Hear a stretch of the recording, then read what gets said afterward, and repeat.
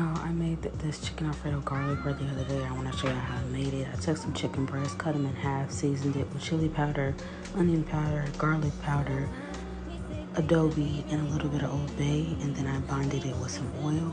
I put it on the stove roughly at maybe 5 or 6 if you have an electric like I do, and I kept it on there, flipped it after 5 minutes. I kept it on there a little bit longer just to make sure it was done. Cut it all up, and we move on to the sauce. I just put a little bit of butter and threw in some heavy cream. In the same pan I just made the chicken in to get the extra seasoning.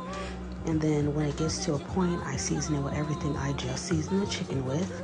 And then I added my cheeses. So in this, I added mozzarella and Kobe Jack. I stirred it in slowly because that's how you get it to that thick consistency, along with it, staying on the stove. So after all of it was in, it looked like this. And I moved on to the bread. Now, I cut the bread terribly, so don't judge me. It was good either way.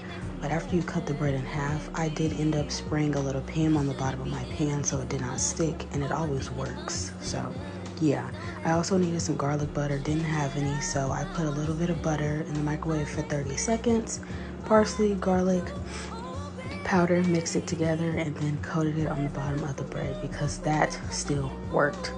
Now let's go and assemble. I put that sauce on the bottom, right on top of that butter.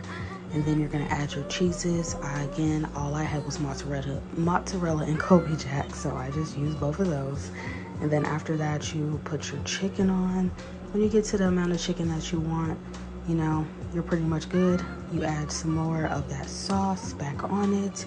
And then I did at the very end, I added a little bit of parsley on the top.